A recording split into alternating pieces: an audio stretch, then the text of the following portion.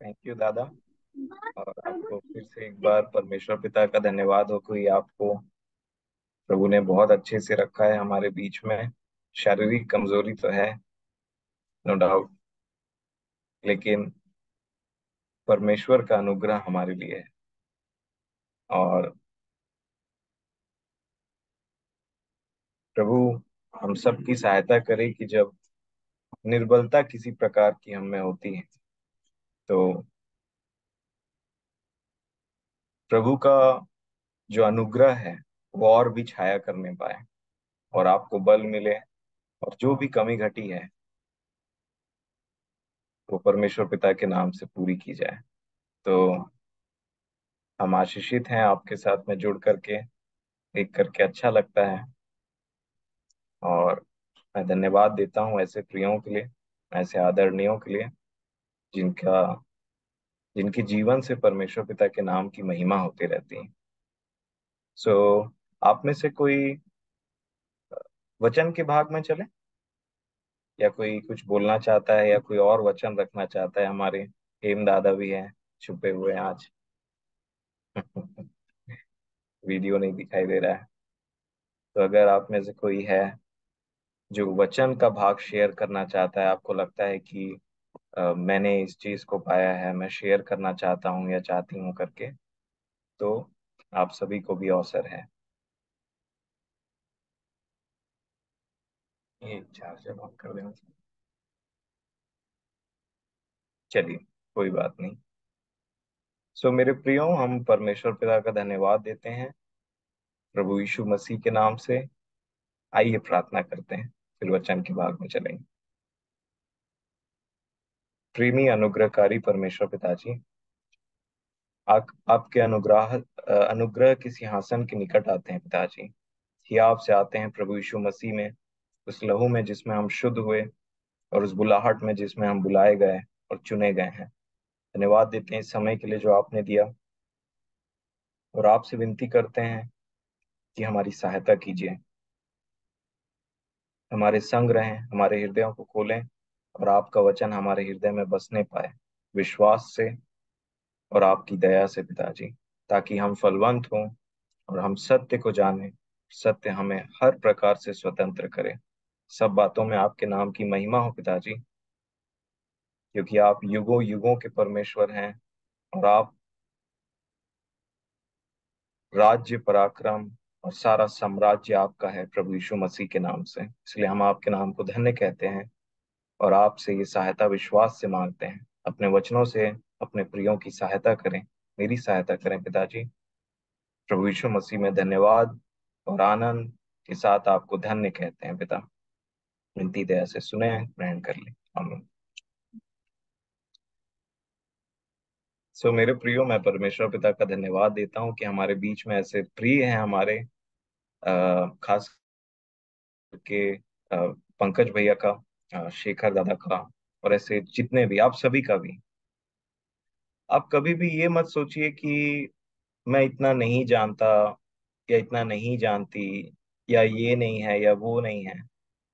आप ध्यान से सोचेंगे तो पता है होता क्या है। जो लोग जानते हैं ना, वो आपके पास बैठते हैं और आपकी सेवकाई करते हैं।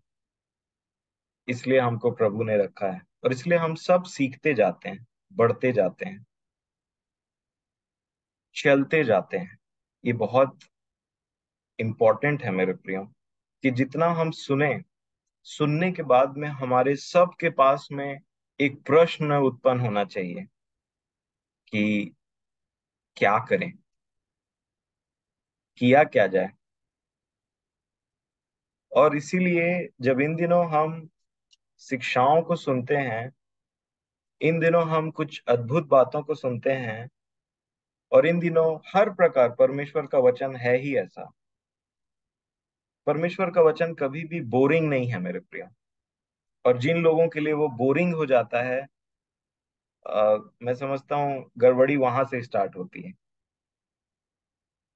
परमेश्वर का वचन आपको इस जीवन में रहते रहते हमेशा ये जताएगा कि कुछ है बेटा, कुछ है बेटी, जो तुझे और अच्छे से जानने की जरूरत है, और बढ़ना है इसमें, ताकि जब प्रभु यीशु मसीह दोबारा आए, महिमा में आए, तो मैं और आप उसमें फलवंत पाए जाएं, उसके योग्य ठहरे मेरे प्रियो। और इसलिए परमेश्वर पिता का, देखिए किस प्रकार वो हमें से हर एक की सहायता करते हैं। और इसलिए मेरा आप सभी को एक छोटा सा मैसेज है कि हिम्मत मत हारिए, ढाढ़स बांधिए और प्रभु में बलवंत रहिए। सो आज के विषय में एक इम्पोर्टेंट विषय, एक बहुत ही महत्वपूर्ण विषय जो नई वाचा के लोगों के लिए बहुत ज्यादा जरूरी है, कि जैसा हम देख रहे हैं यूहन्ना रचित सुसमाचार एक अध्याय, यूहन्ना रचित सुसमाचार एक अध्याय और उसका 16 और 17 वचन कोई पढ़ने में मदद करेगा? क्योंकि उसकी परिपूर्णता में से हम सब ने प्राप्त किया, अर्थात अनुग्रह पर अनुग्रह। इसलिए कि व्यवस्था तो मूसा के द्वारा दी गई, परंतु अनुग्रह और सच्चाई यीशु मसीह के द्वारा पहुंची। अनुग्रह है विषय मेरे प्रियो, ग्रेस। और ये अनुग्रह मैं नहीं समझता था बहुत समय तक, और आज भी मुझे बहुत सारी चीजों को समझने की जरूरत है। लेकिन ये अनुग्रह इतना जरूरी है कि इसके बिना हमारा नया जन्म भी नहीं हो सकता। इसके बिना एक व्यक्ति मसीही जीवन में सुन तो सकता है, बहुत सारी चीजें जानकारी भी प्राप्त कर सकता है, लेकिन जब चलने की बात आती है तो चल नहीं सकता। इसके बिना जो मसीह की देह के लिए सेवकाई की जाती है, इसके बिना वो संभव ही नहीं है कि कोई मसीह की देह में इफेक्टिवली काम कर सके, प्रभाव कारी तरीके से काम कर सके, प्रभाव डाल सके। और वो है अनुग्रह। और इसलिए थोड़ी सी बात, जब तक प्रभु मेरी सहायता करेंगे तब तक हम इन बातों को देखेंगे। और आज देखिए कि कैसी बातों को हम हमारे सामने में प्रभु ने रखा है। एक बार फिर से मैं पढ़ूंगा 16 को। क्योंकि उसकी परिपूर्णता में से हम सब ने प्राप्त किया, अर्थात अनुग्रह पर अनुग्रह। ये बात हो रही है प्रभु यीशु मसीह के बारे में। एक जगह लिखा है प्रभु यीशु मसीह पवित्र आत्मा से परिपूर्ण हो गए, है ना। और यहाँ पे ये वचन बताता है कि उसकी परिपूर्णता से हम सब ने अनुग्रह पर अनुग्रह पाया। तो सबसे पहले अगर फॉर एग्जाम्पल अगर अमन चाचा को मेरे को कुछ देना है, तो उनको पहले उस चीज से भरना पड़ेगा और फिर वो चीज मेरे तक पहुंचेगी। परिपूर्णता होती ही ऐसी है।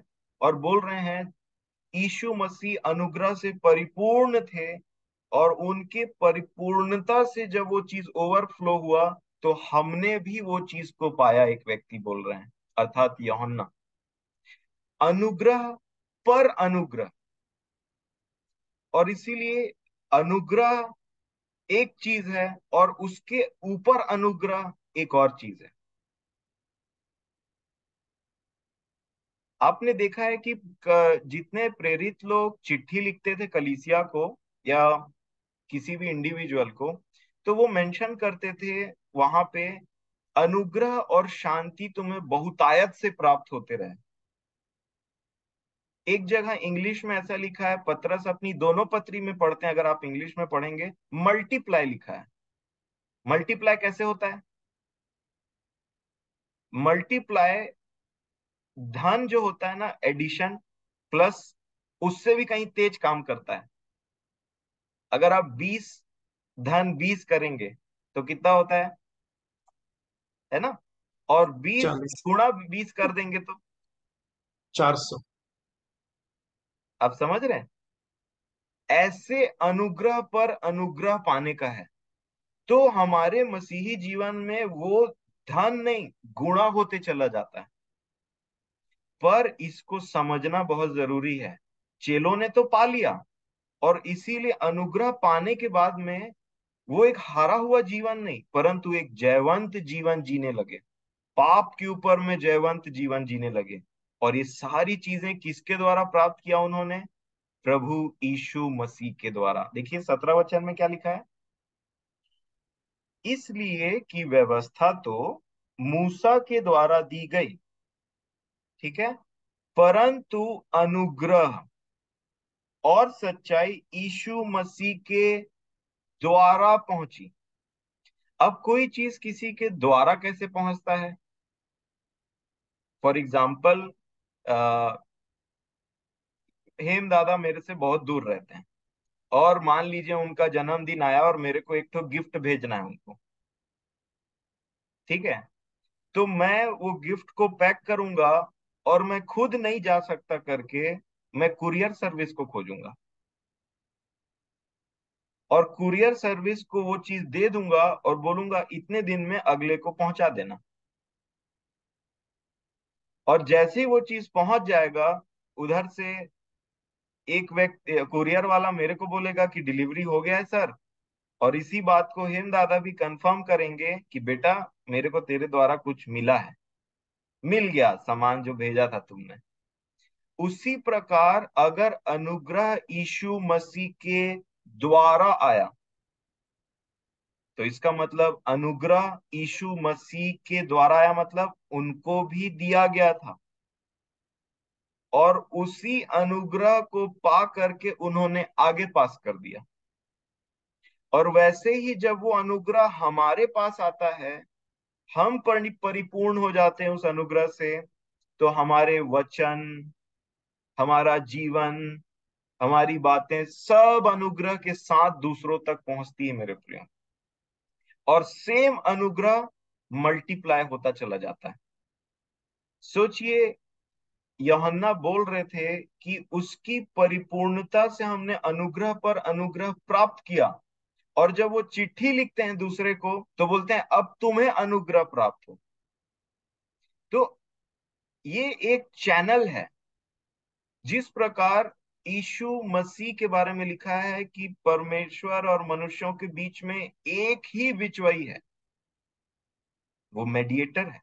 तो परमेश्वर पिता ने कुछ इस पृथ्वी हमारे लिए भेजा जो प्रभु यीशु मसीह के द्वारा आया, और उसको बोल रहा है अनुग्रह। वो परिपूर्ण था अनुग्रह से, और उसकी परिपूर्णता से हमने अनुग्रह पर अनुग्रह प्राप्त किया। और इसका एक छोटा सा एग्जाम्पल मैं आपको बताता हूं कि देखिए, अगर आप इब्रानियों की पत्री दूसरा अध्याय और उसका 9 वचन पढ़ेंगे, देखिए क्या लिखा है।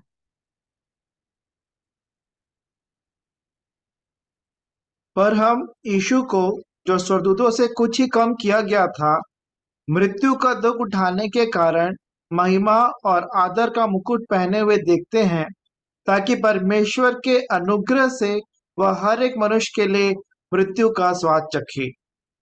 अब यहाँ पे एक शब्द इस्तेमाल हुआ है चाचा, ठीक है, और मेरे सब प्रियो, क्या लिखा? परमेश्वर के अनुग्रह से। तो वो अनुग्रह जो परमेश्वर ने यीशु मसीह के द्वारा भेजा, ये बहुत जरूरी था कि यीशु मसीह हमारे प्रभु उस अनुग्रह से पहले परिपूर्ण हुए, और तब जाकर के उसकी परिपूर्णता से दूसरे लोगों ने अनुग्रह को प्राप्त किया। जैसे यूहन्ना की पत्री, यूहन्ना जो सुसमाचार लिख रहे हैं, उन्होंने बोला हमने पाया अनुग्रह पर अनुग्रह। और वही यूहन्ना जब पत्री लिखते हैं तो देखिए, अगर आप यूहन्ना की पत्री निकालेंगे, फॉर एग्जाम्पल दूसरा यूहन्ना की पत्री और उसका 3 वचन पढ़िए। परमेश्वर पिता और पिता के पुत्र यीशु मसीह की ओर से अनुग्रह और दया और शांति, सत्य और प्रेम सहित हमारे साथ रहेंगे। हमारे साथ रहेंगे। अब ये तीसरा यूहन्ना की पत्री निकालिएगा, ये पत्रस की पत्री निकालिए, पहला पत्रस, उसका 1 अध्याय और उसका 2 वचन को पढ़िएगा।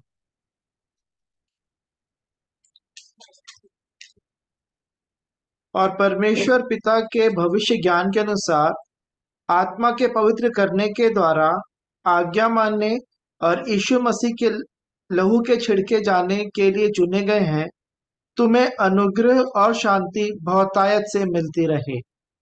अनुग्रह और शांति बहुतायत से मिलती रहे। तो जब कोई व्यक्ति उसको पाएगा, तब ना वो आगे दे पाएगा। और इसी प्रकार प्रभु यीशु मसीह के पास में परमेश्वर का वह अनुग्रह था जिसके द्वारा उन्होंने मृत्यु का स्वाद चखा, ऐसा लिखा है। इब्रानियों 2 अध्याय उसका 9 वचन एक बार फिर से पढ़िएगा। पर हम यीशु को, जो स्वर्गदूतों से कुछ ही कम किया गया था, मृत्यु का दुख उठाने के कारण महिमा और आदर का मुकुट पहने हुए देखते हैं, ताकि परमेश्वर के अनुग्रह से वह हर एक मनुष्य के लिए मृत्यु का स्वाद चखे। परमेश्वर के अनुग्रह से वह हर एक मनुष्य के लिए मृत्यु का स्वाद चखे। ये कैसे पॉसिबल हो सकता था कि एक व्यक्ति मरे और सब जगत के लोगों के लिए उद्धार का द्वार बन जाए उनके लहू से? परमेश्वर के अनुग्रह से। ये कैसे व्यक्ति था कि गतसमनी के बाग में जब प्रभु यीशु मसीह बोल रहे थे कि हो सके तो ये प्याला मेरे पास से हट जाए, परंतु मेरी नहीं आपकी इच्छा पूरी हो। मेरे प्रियो, वो समय जब प्रभु यीशु मसीह खुद पाप से लड़ रहे थे, वो समय जब खुद उनकी परीक्षा हो रही थी, तब वहां पे परमेश्वर का अनुग्रह था उनको संभाले हुए। और उसी अनुग्रह से वो क्रूस पर वो मृत्यु सह गए जो किसी भी मनुष्य के लिए इम्पॉसिबल था। और यहाँ पे यही चीज को वो समझाने की कोशिश कर रहा है कि परमेश्वर के अनुग्रह से उन्होंने हर एक मनुष्य के लिए मृत्यु का स्वाद चखा। तो अनुग्रह की जरूरत प्रभु यीशु मसीह को भी पड़ी थी, और उसी अनुग्रह से परिपूर्ण होकर के उन्होंने मुझे और आपको अनुग्रह, तो उसके द्वारा आया बोलने का मतलब ये होता है। तो सबसे पहले जब हमको अनुग्रह मिलता है, तो जैसा हम ये वचन पढ़ते हैं इफिसियों की पत्री 2 अध्याय, इफिसियों 2 और उसका 8 वचन को पढ़िएगा। क्योंकि विश्वास के द्वारा अनुग्रह ही से तुम्हारा उद्धार हुआ है, और यह तुम्हारी ओर से नहीं, वरन परमेश्वर का दान है। ये फर्स्ट अनुग्रह है। जैसे हम बोलते हैं ना, अनुग्रह पर अनुग्रह, तो ये पहला अनुग्रह है जो हम पर हुआ, कि हमारा उद्धार, जो उद्धार के विषय में है। सबसे पहली बात कि हमारा उद्धार, यहाँ पे जैसा लिखा है, विश्वास के द्वारा अनुग्रह ही से हुआ। ये कामों के वजह से नहीं होता है। कोई व्यक्ति बोले कि मैंने ये काम किया है इसलिए मेरा उद्धार होगा, ये इसलिए मैं धर्मी ठहरा या परमेश्वर की दृष्टि में अच्छा हूं, तो ऐसा नहीं होता मेरे प्रिय। वही अनुग्रह जो यीशु मसीह के द्वारा आया और हमने अनुग्रह पर अनुग्रह पाया, उसका पहला अनुग्रह का काम यही है कि किस प्रकार हमारे पापों का छुटकारा उसके लहू के द्वारा, उस क्रूस पर बहाए हुए लहू के द्वारा मेरे और आपके पापों का जो शुद्धिकरण होता है, उसके बाद एक व्यक्ति उससे शुद्ध होकर के आगे बढ़ जाता है। एक नया जन्म उसके बाद में होता है। वो जो उद्धार का पहला काम था, पहला स्टेप ही अनुग्रह के द्वारा हुआ था। विश्वास ही से अनुग्रह के द्वारा तुम्हारा उद्धार हुआ है। ये किसी के कामों पर डिपेंड नहीं करता। ये तो हो गया अनुग्रह। और उसके बाद जब हम नया जीवन प्राप्त कर लेते हैं, उसके बाद जब हम एक परमेश्वर के राज्य में हमारा जन्म हो जाता है, उद्धार के पहले स्टेप में जब हम आ जाते हैं, तब हमको फिर आगे चलने की जरूरत है। मसीही जीवन में क्रूस उठा के चलने की बात आती है। ठीक है। जब हम उसमें चलने का प्रयास करते हैं, तब भी हमको वो अनुग्रह चाहिए। क्योंकि यहाँ पे इफिसी 2 अध्याय 8 वचन में चीजें खत्म नहीं हो जाती। 9 वचन में क्या लिखा है आगे? और न कर्मों के कारण ऐसा न हो कि कोई घमंड करे, आगे।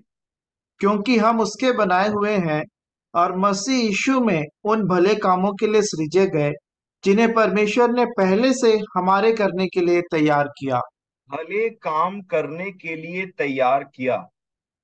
और तब फिलिपियों की पत्री में हम पढ़ते हैं कि अपने उद्धार का काम डरते और कांपते हुए करते चलो। तो कुछ पहले तो बिना किए हम धर्मी ठहरे। उसकी धार्मिकता जो विश्वास करने पर प्रकट होती है, मिलती है मुझे और आपको, कि जैसे एक व्यक्ति अपने पापों को मानता है और विश्वास करता है कि किस प्रकार प्रभु यीशु मसीह में, उसके लहू में परमेश्वर ने मेरे सारे पापों को धो दिया, खत्म कर दिया, साफ कर दिया, और मुझे एक ऐसी धार्मिकता दी, एक ऐसे लहू से ढापा जो बिल्कुल भी निष्कलंक है। अगर आप रोमियो की पत्री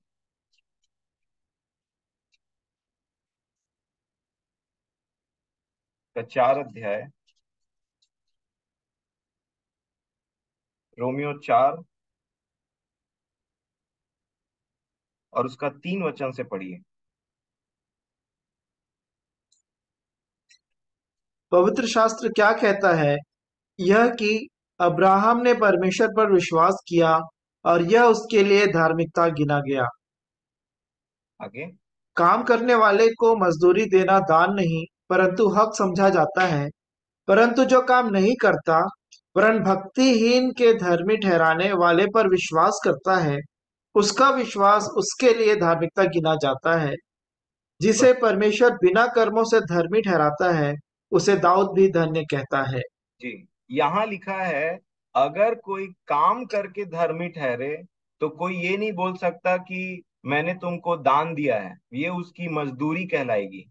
अर्थात अगर हम काम करने के द्वारा पहले धर्मी ठहरे, जैसे गलातियों की पत्री में लिखा, अगर व्यवस्था के द्वारा धार्मिकता होती तो मसीह का मरना व्यर्थ है, मर्द व्यर्थ होता। और इसी प्रकार समझाया जा रहा था कि किस प्रकार जैसे अब्राहम ने अब्राम की दशा में विश्वास करके विश्वास किया जो परमेश्वर बोल रहे हैं, तो ये कोई काम करके काम नहीं किया, परंतु केवल विश्वास किया परमेश्वर के ऊपर में। जैसे आज हम विश्वास करते हैं कि प्रभु, मैं बिन योग्यता आपके पास में आता हूं, और आपने जो क्रूस पर किया है मेरे लिए, और उस लहू से मेरे पाप और अपराध सब शुद्ध हुए, मैं ऐसा विश्वास करता हूं।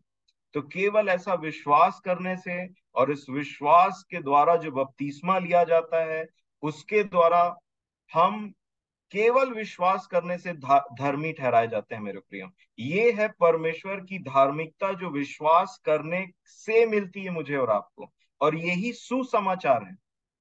परंतु जब हम उसकी धार्मिकता से धर्मी ठहरे, क्योंकि वो भक्तिहीनों का धर्मी ठहराने वाला परमेश्वर है। नहीं तो मैं और आप और किसी के लिए कोई जगह ही नहीं बचती कोई काम करके ऐसा करता था। इसीलिए जब हम बिना काम के उस पे विश्वास करके करते हैं, रोते बिलखते या जैसे भी टूटे मन के द्वारा, वो मुझे और आपको अपनी धार्मिकता देता है। जैसे उसने उड़ाव पुत्र को अपना सबसे अच्छा रोब पहनाया, सबसे अच्छे कपड़े पहनाए, वैसे ही वो हमें मसीह की धार्मिकता देता है, अपने पुत्र की धार्मिकता देता है। परंतु उसके बाद आगे हमारा पूरा जीवन इस पृथ्वी पर अंत तक, जैसे वो कहता है, अंत तक विश्वास जो रखे, और इसीलिए जो उसके बाद का जीवन रहता है ना, वो भी ऐसे ही डिपेंडेंट रहता है। अगर आप देखें इब्रानियों की पत्री,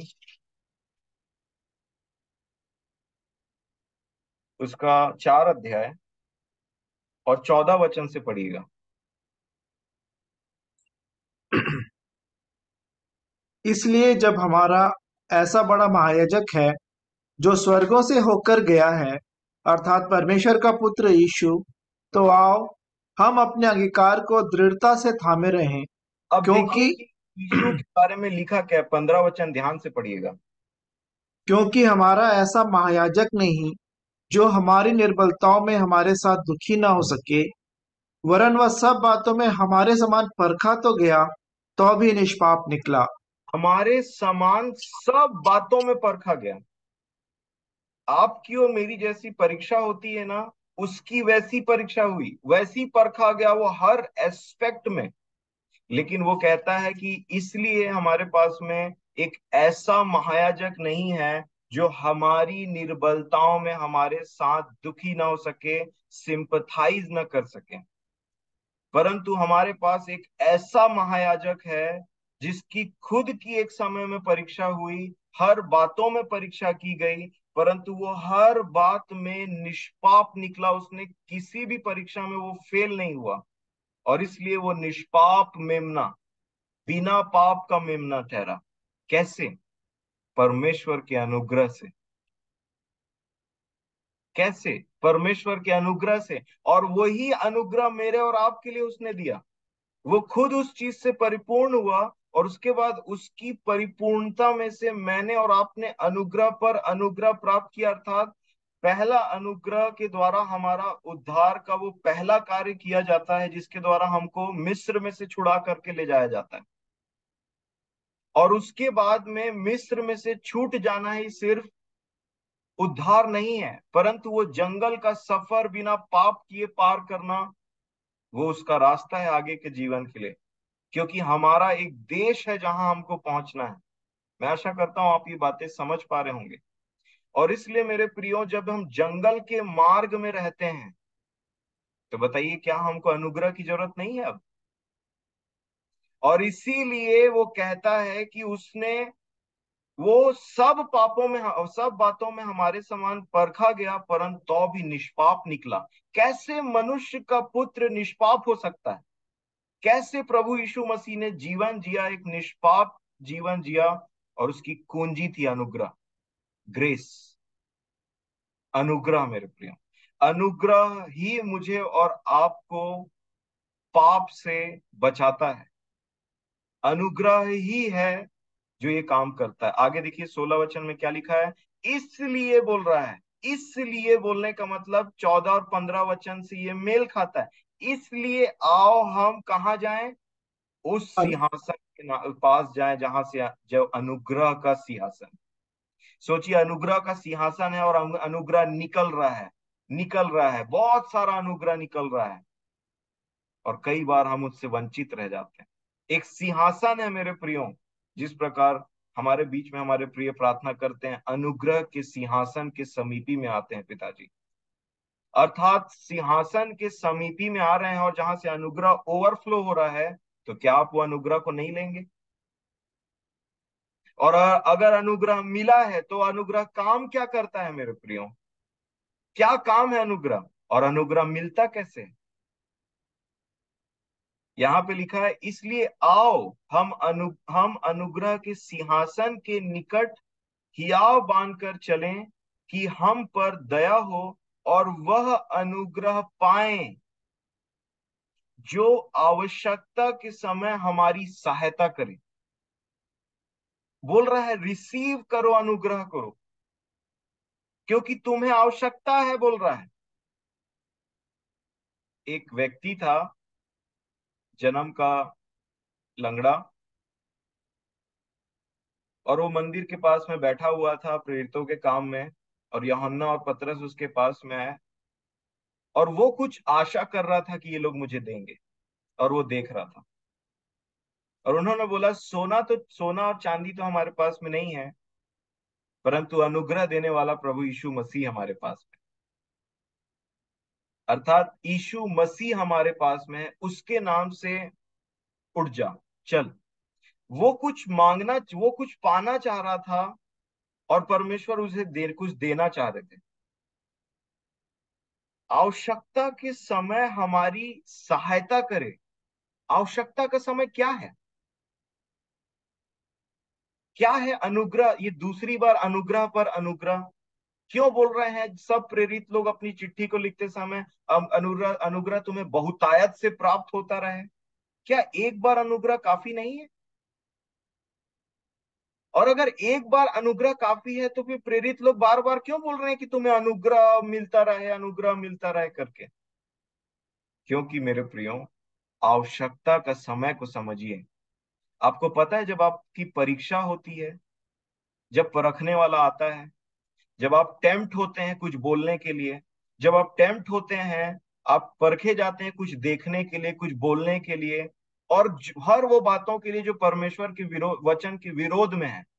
आपको पता है वो समय हमको कितना निर्बलता हमको लगती है जब हमारी परीक्षा होती है। अगर आप मसीही जीवन में जी रहे हैं तो हो नहीं सकता कि आपके ऊपर में परीक्षा या फिर परखने वाला ना आए।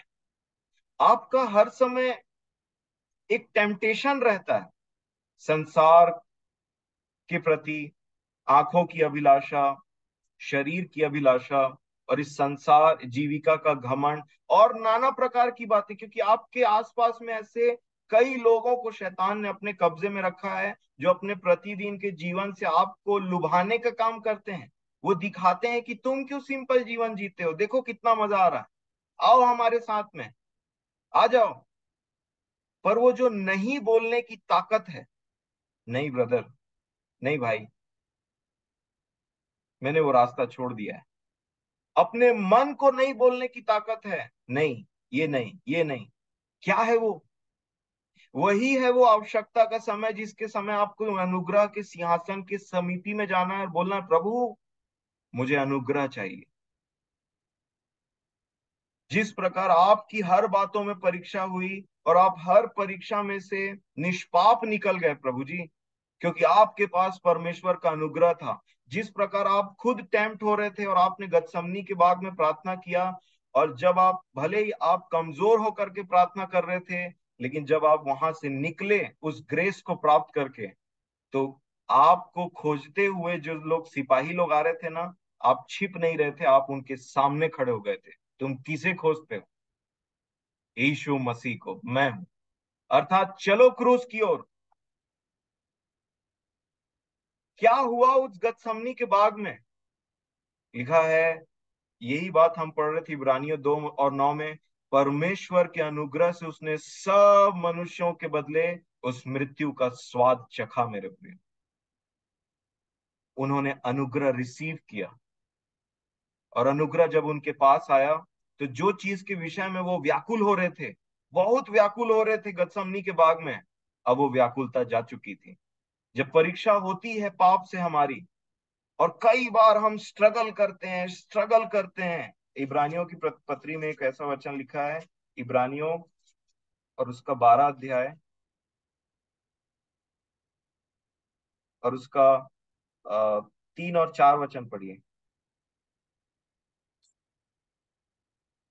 इसलिए उस पर ध्यान करो जिसने अपने विरोध में पापियों का इतना विरोध सह लिया कि तुम निराश होकर साहस न छोड़ दो।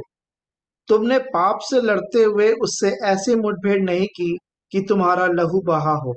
एक शब्द को देखिए मेरे प्रियो, क्या बोलता है कि उसने कुछ सहा ताकि तुम साहस न छोड़ दो। उसने क्रूस की मृत्यु सही ताकि तुम साहस न छोड़ दो। और साहस कब छोड़ देता है एक व्यक्ति?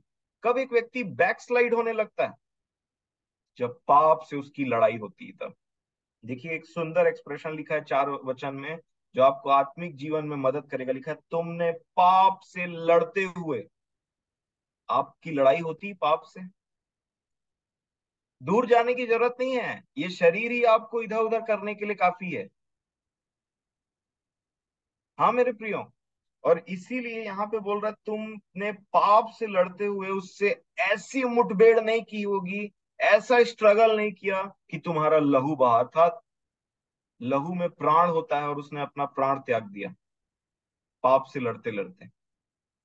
जब आपका स्ट्रगल होता है पाप से, जब आपकी आंख आपको ठोकर खिलाने का कोशिश करे, आपका मन आपकी सुनी हुई बातें और हर वो चीज परमेश्वर के विरोध में, पैसों के प्रेम के लिए कई बार, या जो भी चीज आपने शिक्षा प्राप्त की, जब वो कोई चीज आपको फोर्स करता है, ऐसा कर ऐसा कर। फॉर एग्जाम्पल, जब यीशु मसीह भूखे थे, तो परखने वाला तभी आता है जब भूख लगी, और तब वो बोलता है कि रोटी को पत्थर बनने के लिए बोल दे। तो परमेश्वर का आत्मा और अनुग्रह मेरे और आपकी सहायता करता है। वो आत्मा याद दिलाता है कि यीशु ने क्या बोला था, स्मरण करो। वो प्रतिज्ञाओं को याद दिलाता है, प्रोमिसेस को याद दिलाता है, तो मुंह से वचन निकलता है। और परमेश्वर का अनुग्रह मुझे और आपको सहायता करता है कि जब हमारी परीक्षा हो रही है, उससे हम निष्पाप होकर के आगे निकल जाएं। और इसलिए एक व्यक्ति को, इवन दो आपका छुटकारा हो गया मिस्र में से, यीशु के लहू से हमारे पाप शुद्ध हो गए, हम धुल गए, परंतु उसके बाद भी मुझे और आपको अनुग्रह की जरूरत है, क्योंकि ये संसार और इसका सरदार आपको छोड़ेगा नहीं। जब तक मैं और आप इस पृथ्वी में हैं, वो हर एक प्रयास करेगा कि इसको मैं खींच करके अपने ही पास में रख लूं। परंतु स्वर्ग, परमेश्वर का अनुग्रह, प्रभु यीशु मसीह की प्रार्थना और पवित्र आत्मा की ताकत आपको हमेशा ऊपर खींचेगा। और मैं आपको बताना चाहता हूं कि मैं और आप इसी वजह से यहाँ पे अभी तक हैं। कई बार ऐसा होता है कि नया जीवन प्राप्त होने के बाद भी हम बैकस्लाइड हो जाते हैं। कई बार ऐसा होता है कि बाइबल पढ़ने की इच्छा नहीं होती अपने जीवन को देख करके। नहीं, रुकिए, वो लड़ाई है आपसे। आपको अनुग्रह चाहिए, आपको किसी चीज की आवश्यकता है और आपको पता नहीं है कि वो क्या है। परंतु बाइबल में ऐसा लिखा हुआ है, इब्रानियों की पत्री में, जैसा हम पढ़ रहे थे, कि उस अनुग्रह के सिंहासन के निकट हियाव बांध करके जाओ, क्योंकि वो सिंहासन तुम्हें बुला रहा है। और वो अनुग्रह का सिंहासन है जिस पर वह अनुग्रह पाओ जो आवश्यकता के समय हमारी सहायता करता है। वो अनुग्रह, ये करता है अनुग्रह मेरे प्रियो। और इसी प्रकार एक व्यक्ति अनुग्रह के द्वारा अपनी वो जर्नी को जीता है नया जीवन प्राप्त करने के बाद में।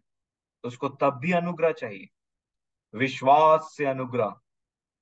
ये सब विश्वास की रीति पर है मेरे प्रियो।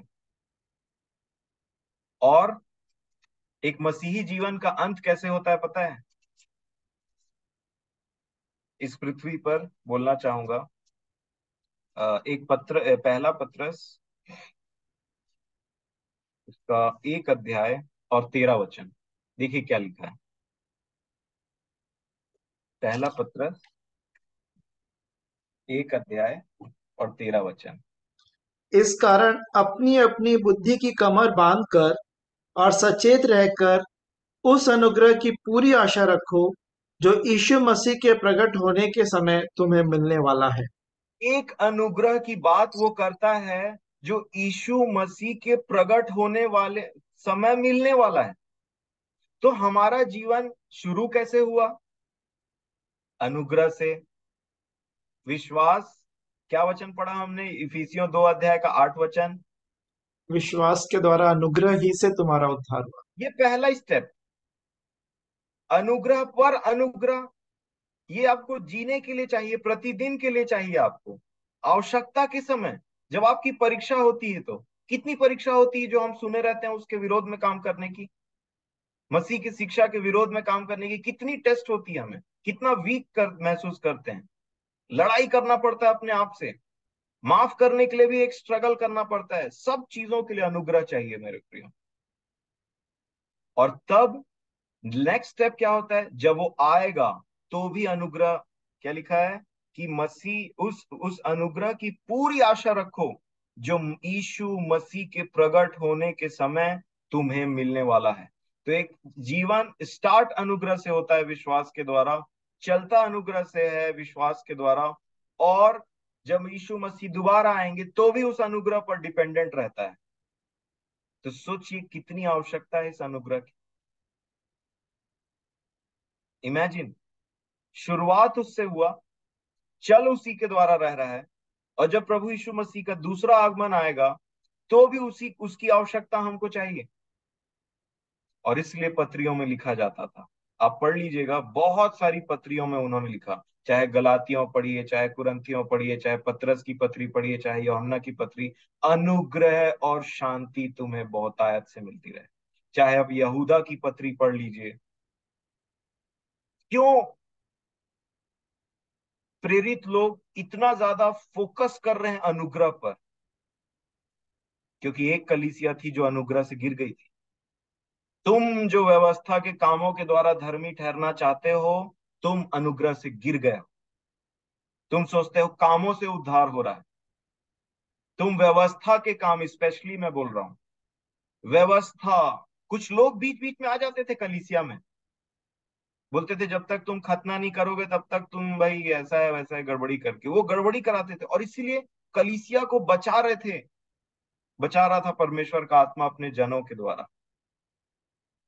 आइए एक और वचन पढ़े, तीतुस दूसरा अध्याय,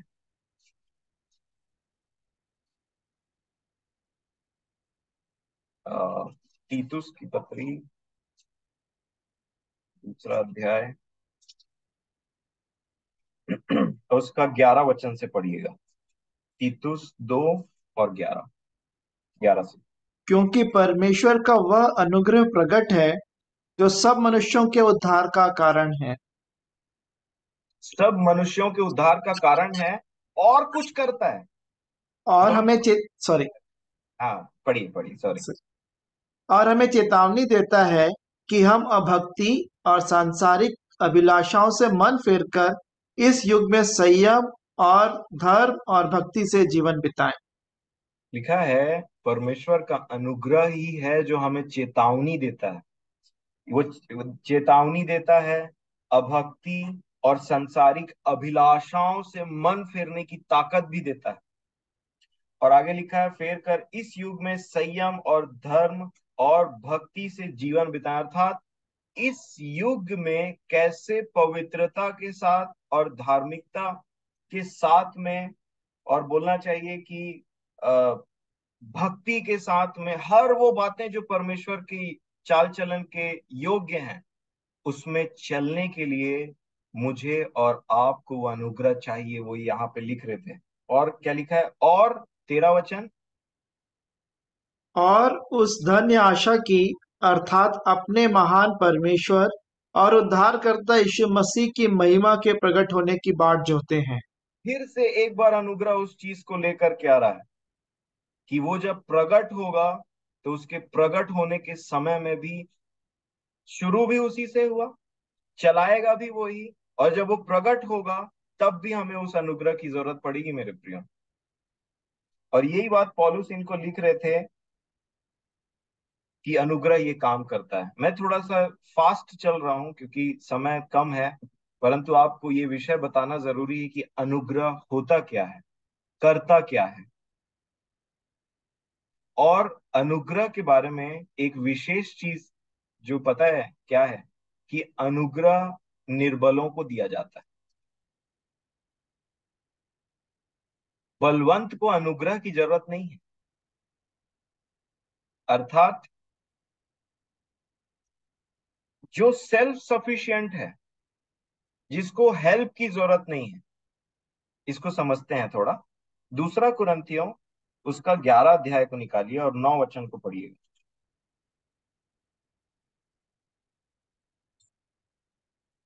और जब मैं तुम्हारे साथ था और मुझे घटी हुई तो मैंने किसी पर भार नहीं डाला, क्योंकि भाइयों ने मकिदुनिया से आकर मेरी घटी को पूरा किया, और मैंने हर बात में अपने आप को तुम पर भार बनने से रोका और रोके रहूंगा।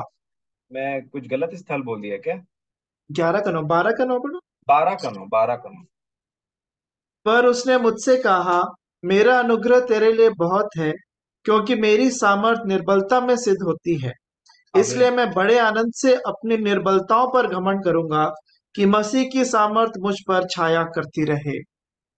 लिखा है मेरा अनुग्रह तेरे लिए बहुत है, क्योंकि मेरी जो सामर्थ है। देखिए अनुग्रह के काम करने का मैकेनिज्म बता रहे हैं प्रभु यीशु मसीह की, कैसे काम करता है अनुग्रह। मेरा अनुग्रह तेरे लिए बहुत है, क्योंकि मेरी जो सामर्थ है, मेरी जो ताकत है, वो निर्बलता में सिद्ध होती है। और इसलिए पौलुस बोलते हैं, इसलिए मैं बड़े आनंद से अपनी निर्बलताओं पर घमंड करूंगा कि मसीह की सामर्थ मुझ पर छाया करती रहे। तो ये जो आपके बाइबल में ऐसे डबल कॉमा में लिखा हुआ है कि मेरा, इन्वर्टेड कॉमा में लिखा है कि मेरा अनुग्रह तेरे लिए बहुत है, क्योंकि क्योंकि मेरी सामर्थ निर्बलता में सिद्ध होती है। तो अगर अनुग्रह चाहिए, अनुग्रह करने का मैकेनिज्म समझना है, तो निर्बलता को समझना पड़ेगा एक व्यक्ति को।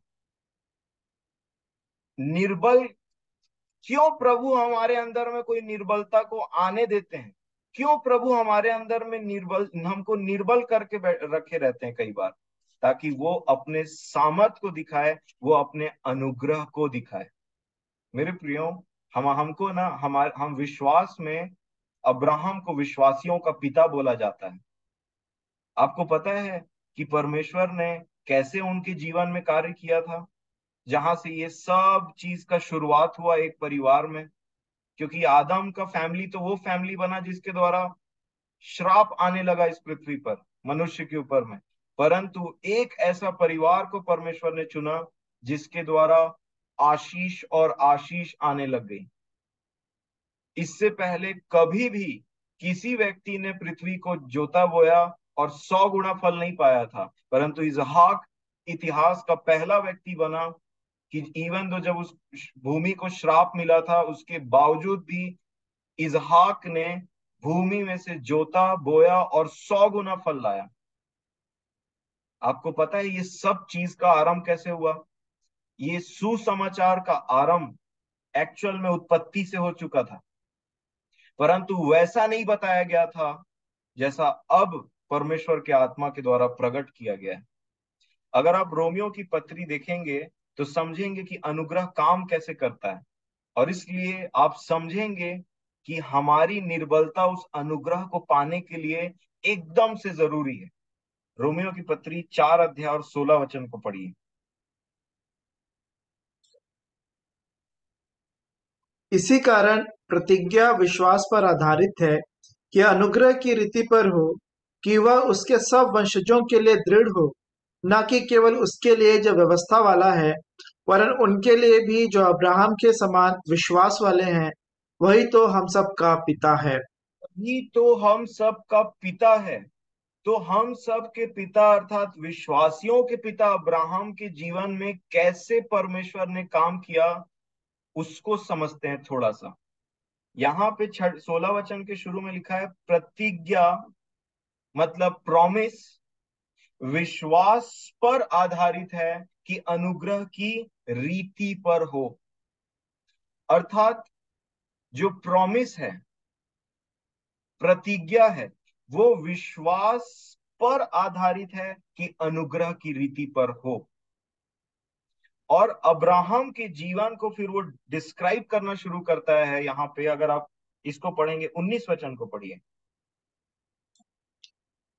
वह जो 100 वर्ष का था, अपने मरे हुए से शरीर और सारा के गर्भ की मरी हुई किसी दशा जानकर भी विश्वास में निर्बल ना हुआ। अपने शरीर की मरी हुई दशा और अपनी पत्नी की गर्भ की मरी हुई दशा, तो बताइए दो मरे हुए चीजों से एक जीवित चीज कैसे बाहर निकल सकती? अपने शरीर की मरी हुई दशा, जो अब्राहम अपने शरीर के बारे में बात कर रहे थे, और दूसरा सारा के गर्भ की मरी हुई किसी दशा, सारा के गर्भ के बारे में बात कर रहे थे। दोनों मरे हुए चीज में से एक जीवन कैसे बाहर आ सकता है? ये था सुसमाचार। आप देख पा रहे हैं पुराने समय में कुछ चीज छिपी हुई थी, मरे हुओं में से जी उठा। एक तरीके का इजहाक प्रभु यीशु मसीह को पुराने नियम में दर्शाता है। जहां कोई जीवन नहीं था, जहां मृत्यु है, ये शरीर में भी मृत्यु, इसमें भी मृत्यु, और वो मृत्यु से एक जीवन निकला। आगे मैं इसको कभी और, प्रभु आपकी सहायता करे इसको समझने के लिए, परंतु एक शब्द आया है 19 वचन में। मैं फिर से पढ़ता हूं 19 वचन, ध्यान से देखिए, रोमियो 4 का 19। वह जो 100 वर्ष का था, ये 100 वर्ष को ध्यान दीजिएगा, ठीक है, इसी में छुपा है कुछ बात। क्यों परमेश्वर ने अब्राहम को 100 वर्ष तक ले गया और अब बोला जा बच्चा पैदा कर? जो प्रतिज्ञा किया हुआ संतान है वो 100 वर्ष के बाद में बच्चा पैदा हुआ। क्यों परमेश्वर उसको उस निर्बलता की ओर ले जा रहे थे जहां पे वो बोले कि ये कैसे संभव है? यहाँ लिखा है, वह जो 100 वर्ष का था अपने मरे हुए से शरीर और सारा के गर्भ की मरी हुई किसी दशा जानकर भी विश्वास में निर्बल नहीं हुआ। शरीर में निर्बल था, अपने कैपेबिलिटी में निर्बल था, कुछ करने के लिए निर्बल था, लेकिन विश्वास में निर्बल नहीं हुआ। इसको समझिए, परमेश्वर ने उसके शरीर को, उसकी पत्नी के शरीर को बिल्कुल निर्बल बना दिया। और जब दोनों लोगों के बस की बात ही नहीं थी, तब परमेश्वर ने वहां पे वो कार्य किया जो विश्वास पर आधारित है और अनुग्रह की रीति पर है, क्योंकि प्रतिज्ञा का संतान था इसहाक। इसको समझना है। इसहाक कौन था? प्रतिज्ञा का वारिस था। और हम भी, लिखा है, इसहाक के समान प्रतिज्ञा के वारिस हैं। तो जो प्रतिज्ञा के वारिस होते हैं, निर्बलता पहले आती, निर्बलता पहले आती। उत्पत्ति में देखते हैं, मैं इसको क्या बताना चाह रहा हूं, प्रभु हमारे सामने में क्या रखना चाह रहे हैं, ताकि आप आशीष पाए, फिर हम खत्म करेंगे। उत्पत्ति उसका 16 अध्याय और 1-2 वचन को पढ़िए, 1 और 2, ध्यान से देखिएगा मेरे प्रियो। अब्राम की पत्नी सारै के कोई संतान न थी। उसकी हाजिरा नाम की एक मिस्री दासी थी।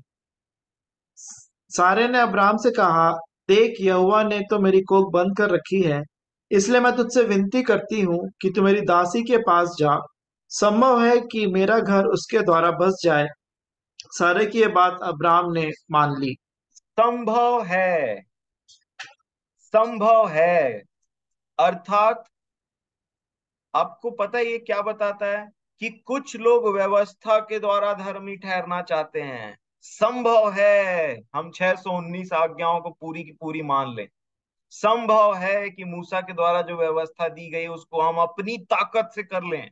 संभव है, हाजिरा से संभव है, और अब्राहम के शरीर में ताकत है तो संभव है। और लिखा है, अब्राम ने उसकी बात मान ली, क्योंकि उनको पता था कि ये मेरे बस की बात है, अभी अभी मैं कर सकता हूं। और जो बच्चा हाजिरा से पैदा हुआ उसका नाम था इश्माइल, परंतु वो प्रतिज्ञा का संतान नहीं था। और अब आप आगे देखिए, 17 वचन के पहले से पढ़िए तो। जब अब्राम 99 वर्ष का हो गया, तब यहोवा ने उसको दर्शन देकर कहा, मैं सर्वशक्तिमान ईश्वर हूँ, मेरी उपस्थिति में चल और सिद्ध होता जा। मैं तेरे साथ वाचा बांधूंगा और तेरे वंश को अत्यंत ही बढ़ाऊंगा। तब अब्राम मुंह के बल गिरा और परमेश्वर से यो बातें करता गया, देख, मेरी वाचा तेरे साथ बंधी रहेगी, जी, इसको इसलिए आप, तू जा। सॉरी। जी चाचा, इसको आप सब पूरा पढ़ लीजिएगा। लिखा है, जब वो 99 वर्ष का हुआ, परमेश्वर ने उसको पूरा निर्बल कर दिया। जो अभी हम पढ़ रहे थे ना, कि वो जो 100 वर्ष का था, क्योंकि जब पैदा हुआ बच्चा तब वो 100 वर्ष के हो गए, और ये 99 वर्ष का था, मतलब 99 100, उससे मतलब है। तो जब वो 100 वर्ष के करीब पहुंचा, तो अपनी मरी हुई सी दशा, अब उसके बस की कोई बात नहीं थी।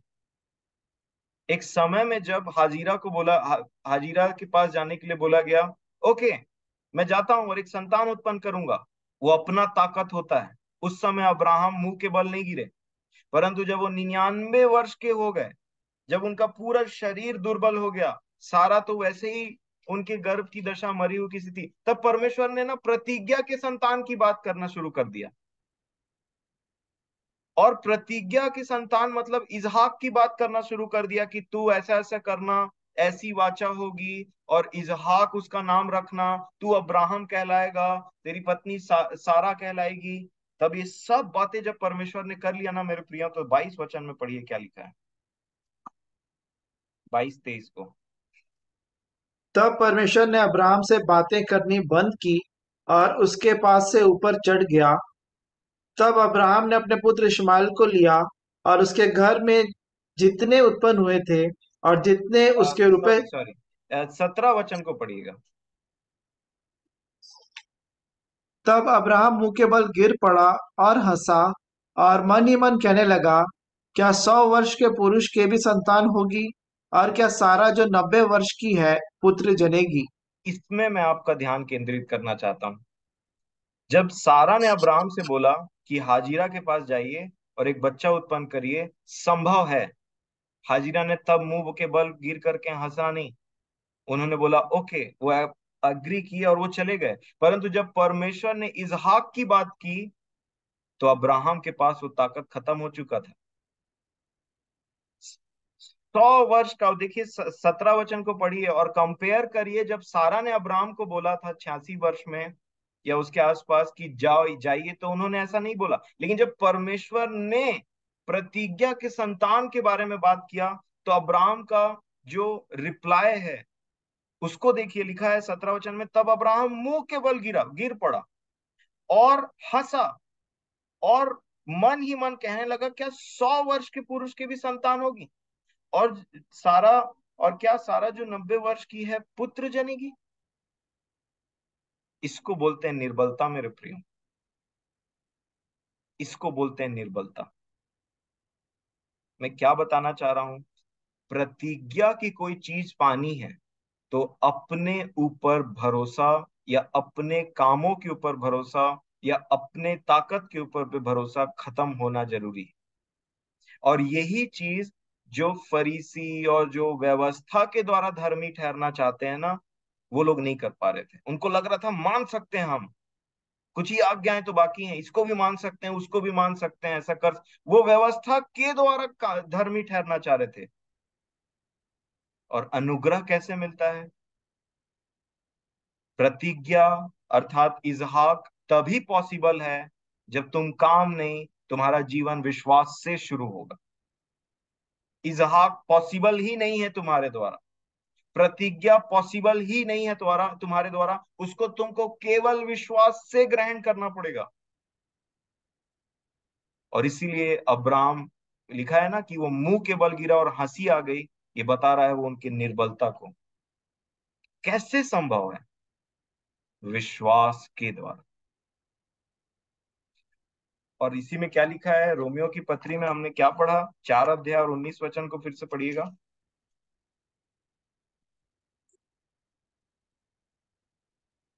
वह जो 100 वर्ष का था अपने मरे हुए से शरीर और सारा के गर्भ की मरी हुई किसी दशा जानकर भी विश्वास में निर्बल ना हुआ। जब वो इतने दुर्बल हो गए थे तो उन्होंने क्या बोला पता है? प्रभु, मैं मुंह के बल गिरता हूं, मेरे को हंसी आ रही है कि मैं कैसे, ये संभव कैसे होगा?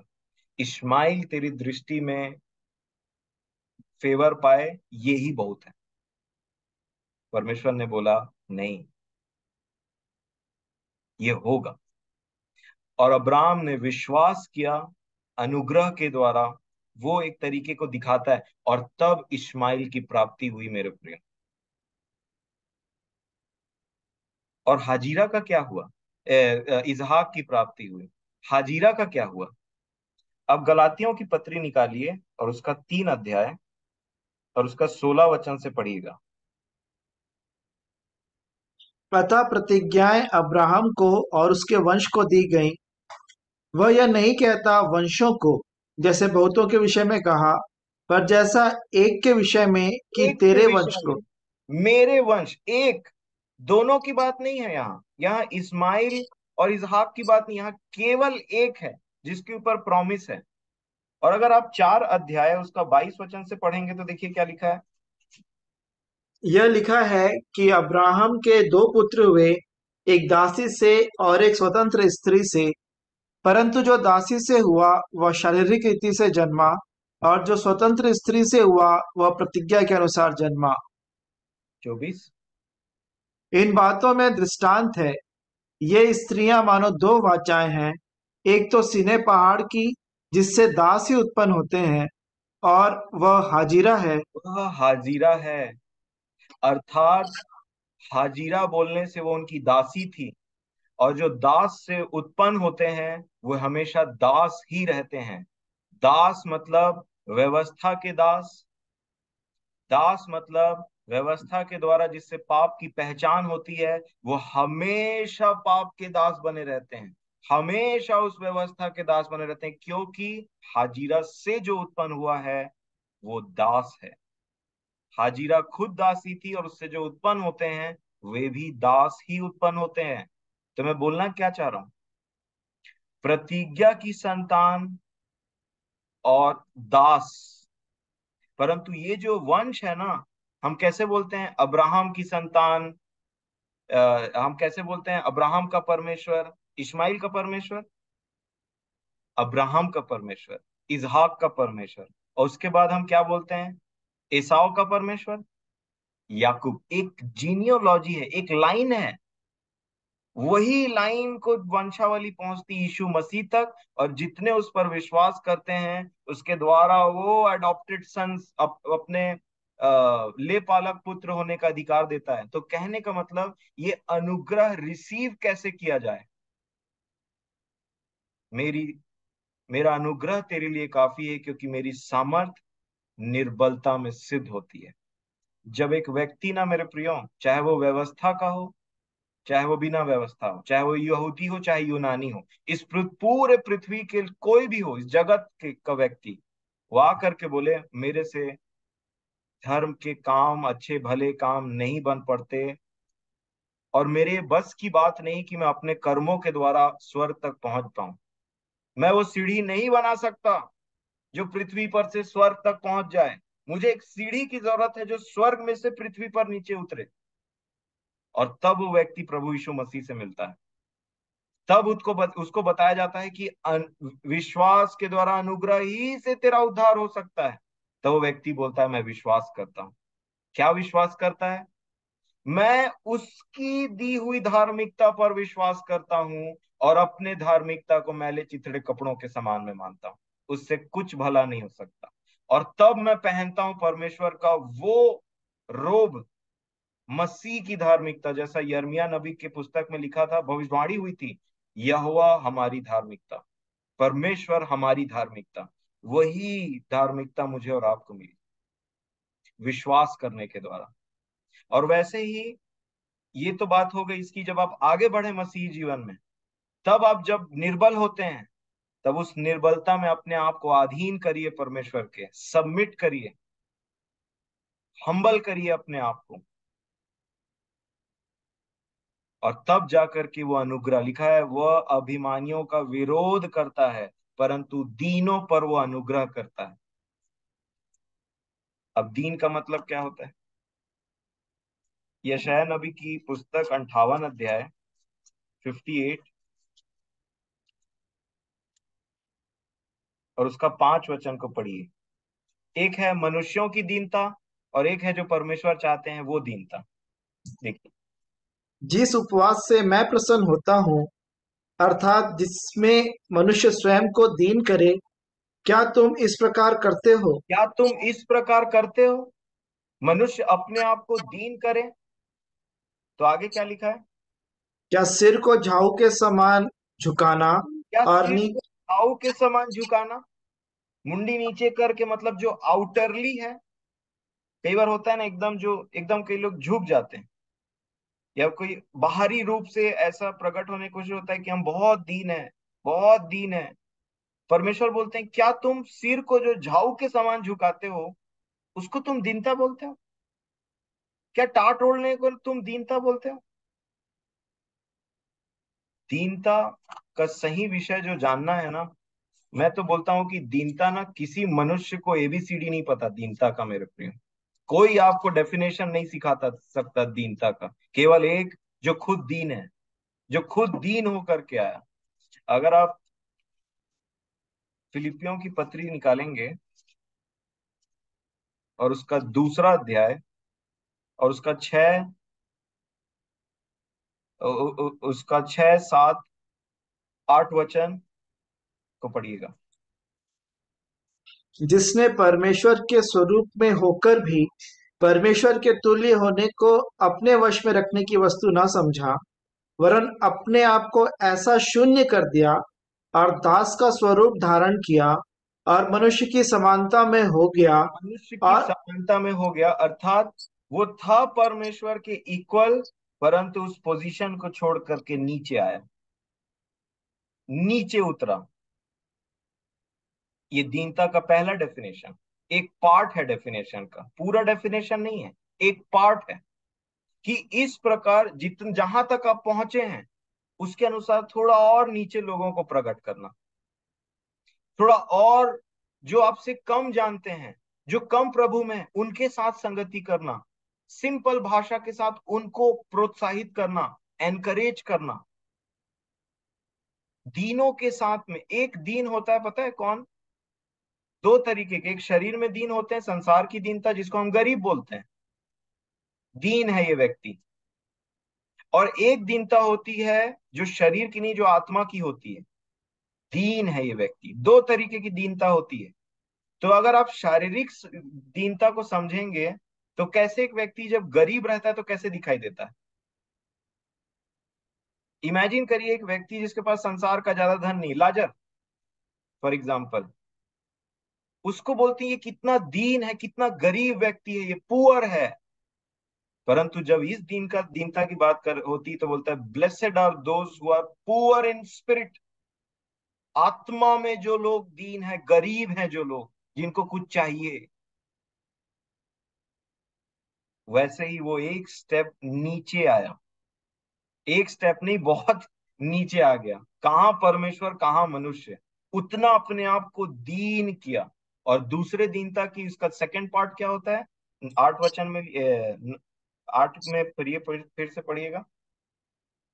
वरन अपने आप को ऐसा शून्य कर दिया, दास का स्वरूप धारण किया, मनुष्य की समानता में हो गया और मनुष्य के रूप में प्रकट होकर अपने आप को दीन किया और यहाँ तक आज्ञाकारी रहा कि मृत्यु, हाँ क्रूस की मृत्यु भी सह ली।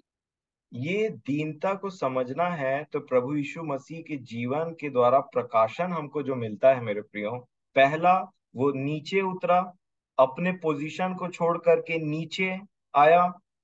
और दूसरा, दास का स्वरूप धारण कर लिया। कई लोग यही प्रूफ करने के चक्कर में रहते हैं कि हमको तुम दास मत बोलो, हम परमेश्वर के पुत्र हैं। और जो परमेश्वर का पुत्र है वो खुद दास का स्वरूप धारण कर लिया। और इसलिए हमको समझने की जरूरत है, इसमें कोई डाउट नहीं कि आप परमेश्वर के संतान हैं। क्या डाउट है? डाउट तो शैतान क्रिएट करता है जब वो पहला क्वेश्चन ही प्रभु यीशु मसीह से पूछता है, यदि तू परमेश्वर की संतान है तो। इसमें कोई डाउट नहीं है। लेकिन अगर आप संतान है तो वो कहता है कि मैंने तुम्हें करके दिखाया है कि तुम्हें कैसा व्यवहार रखना चाहिए आपस में, पांव धोने वाले बनो। ये मत सोचो कि हम में से बड़ा कौन है, ये मत सोचो कि हम में से जो ज्यादा जानकार है वो मानो सबके ऊपर में अधिकार रख रहा है। ज्ञान घमंड उत्पन्न करता है, परंतु प्रेम से उन्नति होती है। ये बात याद रखिएगा। और इसीलिए जो दूसरा स्टेप है दीनता का, वो है क्रूस। यहां तक आज्ञाकारी हुआ। अगर आप जितना आज्ञाकारिता में जी रहे हैं उतना वो बोलेगा मैं तेरा प्रभु हूं। जितना ही आज्ञाकारिता में नहीं जी रहे तो वो बोलेगा कि तू मुझे प्रभु क्यों बोलता है। और इसीलिए जो कुछ पिता ने उनके लिए रखा था वो सब उनके अधीनता में होकर के आज्ञाकारिता का जीवन जिया। आज्ञाकारिता दीनता का जीवन दर्शाता है। और क्रूस का जीवन, जहां पे आज्ञाकारिता पूरी होती है, वो जीवन दर्शाता है एक दीनता का मेरे प्रिय। कई बार मेरे दिमाग में एक अलग डेफिनेशन बैठा रहता था दीन का मतलब, क्योंकि मैं मनुष्यों की दीनता को जानता था। परंतु जब मेरे स्वामी की दीनता मुझ पर प्रकट हुई तब मैंने सीखा। और मैं आज भी मेरे को लगता है मेरे को बहुत दूर जाने की जरूरत है, इसीलिए मैं प्रतिदिन चल रहा हूँ, दौड़ रहा हूँ उसमें। लेकिन मेरे प्रियो, दीनता के डेफिनेशन को समझिए। एक और दीनता क्या होती है? फॉर एग्जाम्पल, पतरस की पत्री निकालिए, पहला पतरस और उसका 5 वचन, 5 अध्याय और 5 वचन पढ़िए। इसी प्रकार हे नवयुवकों, तुम भी प्राचीनों के अधीन रहो, वरन तुम सब के सब एक दूसरे की सेवा के लिए दीनता से कमर बांधे रहो, क्योंकि परमेश्वर अभिमानियों का विरोध करता है, परंतु दीनों पर अनुग्रह करता है। लिखा है नव युवकों को सलाह दे रहा है। और चूंकि मैं भी एक युवक हूं, उसने मुझे भी यह सलाह दिया कि अपने प्राचीनों के अधीन रहो। अपने प्राचीनों के अधीन रहो। अधीन मतलब उनके अथॉरिटी के अंडर रहो, और सारी दीनता से कमर कसकर एक दूसरे की सेवा, एक दूसरे से हम सरेंडर करना जाने, एक दूसरे की अधीनता पे हम रहना जाने मेरे प्रियो। और ये बोल रहा है कि अगर तुम ऐसा करोगे तो ग्रेस तुम्हारे ऊपर आएगा, अनुग्रह तुम्हारे ऊपर आएगा। परंतु जब अब तुम अभिमानी बन जाओगे, तो याद रखो परमेश्वर अभिमानियों के विरोध में खड़े रहता है। ये वर्सेस है, वर्सेस हो जाता है। और इसलिए आइए हम उस पार नहीं खड़े हों, परंतु परमेश्वर के छाया में आ जाए, जहां अनुग्रह है। अनुग्रह है, immeasurable righteousness, righteous of Christ ऐसे लिखा है इफिसियों की पत्री में। वो मतलब बेहिसाब अनुग्रह हमको दिया गया है। इतना अनुग्रह कि पूरे पृथ्वी पर अनुग्रह अनंत जीवन फैलाते हुए राज्य कर रहा है, पूरे पृथ्वी को छाया करते हुए है उसका अनुग्रह। आइए मैं और आप भी उस चीज के लिए आगे बढ़ें। एक और वचन मैं पढ़ाना चाहूंगा, 4 अध्याय इफिसियों, उसका 7 वचन। फिर 4 का 7वां वचन। पर हमें से हर एक को मसीह के दान के परिमाण के अनुसार अनुग्रह मिला है। हम में से हर एक को अनुग्रह मिला है मेरे प्रियो। ये किसकी बात कर रहा है पता है? ये कौन सा अनुग्रह है पता है आपको? जब कलीसिया को प्रभु ने नाना प्रकार के लोग दिए हैं, कोई दान करने वाले, कोई प्रार्थना करने वाले, कोई भविष्यद्वक्ता, कोई प्रेरित, कोई शिक्षक, और कोई एडमिनिस्ट्रेशन का काम करने वाले। ये दान मसीह ने अपने अनुग्रह से दिया है ताकि कलीसिया की उन्नति हो। ये सारी बात जो मैं आपको बता रहा हूं, ये उस अनुग्रह से हमारे पास में पहुंचा है, जिसे परमेश्वर पिता ने प्रभु यीशु मसीह में कलीसिया के लिए दिया है, ताकि कलीसिया का ग्रोथ हो सके। और इसीलिए जितने दान हमारे पास में है ना, वो सब कलीसिया की उन्नति के लिए लगाना अवश्य है, क्योंकि अनुग्रह से वो दान मिला है मुझे और आपको। और इसलिए अगर आप और दानों वरदानों की धुन में लगे रहना चाहिए चाहते हैं, तो अनुग्रह को समझना पड़ेगा। क्योंकि अगर ये वरदान, ये जो दान है अनुग्रह का, गलत हाथों में लग गया, फॉर एग्जाम्पल अगर एक 8 साल के बच्चे को एक 300 सीसी का मोटरसाइकिल खरीद के दे दिया जाए, तो वो जब वो एक्सीडेंट करेगा तो उसको भी हानि होगी, और जिसको वो ठोकेगा उसकी भी हानि होगी। और उसी प्रकार से ये दान को समझने का है जो प्रभु ने हम सब के लिए दिया है। आप भी मांगिए, क्योंकि कोई भी, हर एक अंग कलीसिया का कुछ ना कुछ काम के लिए है, कुछ ना कुछ काम के लिए है। मैं अमन चाचा को अप्रिशिएट करना चाहूंगा आज सबके सामने में, कि यदि ये जूम मीटिंग आज तक है, तो परमेश्वर ने उनको बुद्धि दी, समझ दिया, भय दिया, एक ऐसा हिम्मत दिया कि जब एक व्यक्ति भी जुड़ता था ना इस मीटिंग में, तो उन्होंने मीटिंग को खत्म नहीं किया था। और 2020 या 21 जब कोविड टाइम ये स्टार्ट हुआ था, तब से लेकर के आज तक आपके और मेरे पास में जो रिकॉर्डिंग्स पहुंचती है, अगर मैं बोलूं और वो रिकॉर्ड ही नहीं किया जाए या उसको कहीं भेजा ही नहीं जाए, तो क्या बोला था क्या बोला था ऐसे हो जाएगा। जैसे पंकज भैया कल कुछ बोले उसको मैं समझू ही ना, या फिर शेखर दादा कल कुछ बोले उसको मैं जानू ही ना, और उसको मैं फिर से नहीं सुन पाऊं, तो थोड़ा सा लगता है। और जो दूसरे लोग इसको सुनते हैं आगे चल करके, ये किसके द्वारा संभव होता है? ये एडमिनिस्ट्रेशन है। एडमिनिस्ट्रेशन का काम देखिए कैसा किया गया है। और ये भी आत्मा का एक वरदान है। आप पढ़ लीजिएगा 1 कुरिन्थियों 12 अध्याय में। एडमिनिस्ट्रेशन, जो लीड करे वो ऐसे लीड करे जो परमेश्वर सामर्थ्य देता है। कई लोगों को लीड करने का ताकत रहता है, हमारे हेमंत दादा लीड करते हैं। तो कुछ ना कुछ हमारे पास में कुछ ना कुछ दिया गया है। उसको काम में लाइए। आप छोटे से छोटे हो सकते हैं, लेकिन आप बहुत काम के हैं। कोई भी अंग शरीर में बेकाम का नहीं होता। और जो दूसरा चीज मैं बोलना चाहूंगा, एक अंग के लिए बहुत जरूरी है कि वो अपने हेड से जुड़ा रहे। आप नर्वस सिस्टम समझते हैं? यहाँ पे अगर आपको मच्छर काटे तो इस हाथ को पता नहीं चलेगा जब तक आपका दिमाग सेंस ना करे उस चीज को। और इसीलिए ये जो शरीर है ना मसीह की, ये जो देह है ना कलीसिया, वो जुड़ा रहना चाहिए हेड से। हेड ही डायरेक्शन देता है। अगर मैं आपको बोलूं कि आप अनम्यूट करिए, तो आपका हाथ तब तक नहीं हिलेगा जब तक आपका माइंड बोले नहीं कि कर करके। और इसीलिए जब एक व्यक्ति कोमा में रहता है, तो आपने देखा है ध्यान से, एक व्यक्ति कोमा में है, उसका ब्रेन डेड हो चुका है, कोई सिग्नल नहीं भेजा जा रहा है, आप उसके हाथ को भी काट दीजिए उसको पता नहीं चलेगा। मैं समझता हूं आप समझ गए होंगे कि मैं क्या बोलना चाह रहा हूं। मसीह जो सिर है, हेड है, जहां पे कंट्रोल सेंटर बोलते हैं इस हेड को, उससे जुड़े रहिए। नहीं तो वो बोलेगा कि बेटा, ये हाथ में यहाँ पे खुजली हो रही है, और मान लीजिए आप ये हाथ है, इसको सूद करो, यहाँ पे खरोच लग गया, यहाँ क्रीम लगाओ, और ये हाथ सुन ही नहीं रहा है, रिस्पॉन्ड ही नहीं कर रहा है, तो कैसे बनेगा? हर किसी को अपना काम समझना है। आगे आइए, आगे आ जाइए प्रार्थना करने के लिए। मैं आपको बताऊं, मेरे को ऐसा फील होता है, मैं नहीं जानता कौन मेरे लिए प्रार्थना कर रहा है, पर मैं विश्वास से बात बोलता हूँ कि कोई तो है मेरे लिए प्रार्थना करता है।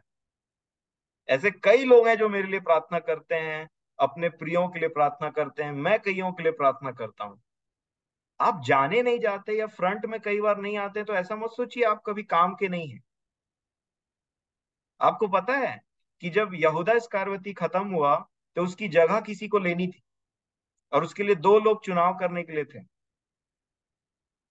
और उन दो में से, वो दोनों में एक कैटेगरी थी कि शुरू से लेकर आखिरी तक वो यीशु मसीह के साथ थे। परंतु कभी भी आपने मतिया का नाम सुना चारों सुसमाचार में? ये ऐसे लोग थे जो फ्रंट में नहीं आते हैं। कई बार हमारे जो प्रार्थना करने वाले हैं, कई बार बहुत सारे काम करने, वो फ्रंट में नहीं आते हैं, परंतु वे बहुत इंपॉर्टेंट है। और इसलिए मैं आपको ये सब बात बोल करके प्रोत्साहित करना चाहता हूं मेरे प्रियो, आप अंग हैं कलीसिया का, और कोई ऐसा अंग नहीं है जो काम ना करे, और कोई ऐसा अंग नहीं है जो जहां पे कोई खरोच लग जाए तो सिर दूसरे अंग को बोले नहीं कि जाके उसको ठीक कर, उसकी सुधि ले। और इसलिए हम सब अंग हैं प्रभु में। तो प्रभु यीशु मसीह का अनुग्रह और शांति आप सब पर बहुतायत से होता रहे। मैंने बहुत कोशिश किया, बाकी प्रभु का काम है आपके जीवन में इन वचनों के द्वारा कार्य करने के लिए। प्रभु आप सभी को आशीष दें। आमीन।